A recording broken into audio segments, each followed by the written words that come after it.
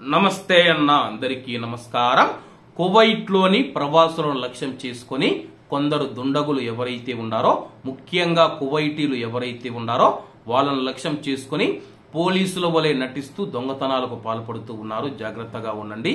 ఇటీవల కాలంలో మనం చూసుకుంటే ప్రవాసుల రూమ్లలోకి ఇళ్లలోకి ప్రవేశించి మరి మేము పోలీసులమని చెప్పేసి మీ యొక్క బతాకాలు చూపించమని, లేకపోతే కువైట్ దేశం నుంచి బహిష్కరిస్తామని చెప్పేసి పోలీసుల వలె నటిస్తూ కొంతమంది కువైటీలైతే ప్రవాసులను దోచుకుంటూ ఉన్నారు.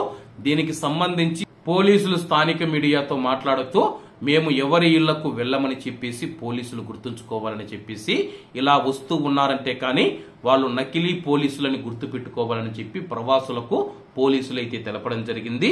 వివరాల్లోకి వెళితే 28 ఏళ్ల కువైటీ పౌరుడు హవల్లీ పోలీసు మాదిరిగా నటించి హవల్లీ ప్రాంతంలో నివసిస్తూ ఉన్న ప్రవాసుల ఇళ్లలోకి ప్రవేశించి బహిష్కరిస్తామని చెప్పి బెదిరించి వాళ్ళ దగ్గర నుంచి నగలు, డబ్బు, అలాగే వారి దగ్గర ఉన్న విలువైన మొబైల్ ఫోన్లు, ఇతర ఏవైతే విలువైన వస్తువులు ఉన్నాయో అవి దొంగలిస్తూ ఉన్నట్లయితే తెలిసింది.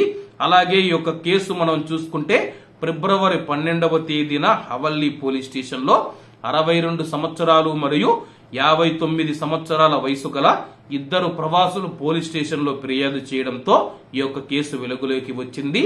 హవల్లీలోని గత ఏడులో తమ ఇంటికి గుర్తు తెలియని వ్యక్తి పోలీసు వలె నటిస్తూ మా ఇంట్లోకి ప్రవేశించి బహిష్కరిస్తామని చెప్పి బెదిరించి మా దగ్గర నుంచి 1400 దినార్లు దొంగిలించారని చెప్పేసి పోలీసులకైతే వాళ్ళు ఫిర్యాదులు పేర్కొనడం జరిగింది. పోలీసులు కేసు నమోదు చేసి ప్రస్తుతం ఆ యొక్క దొంగ నకిలీ పోలీసు ఎవరైతే ఉన్నారో అతన్నైతే అరెస్ట్ చేయడం జరిగింది. ఇటువంటి వారి పట్ల చాలా జాగ్రత్తగా ఉండాలని చెప్పేసి పోలీసులు తెలిపారు. కాబట్టి అందరూ బాగుండాలి, అందులో మనం ఉండాలి. అందరికీ నమస్తే అన్న. జై హింద్.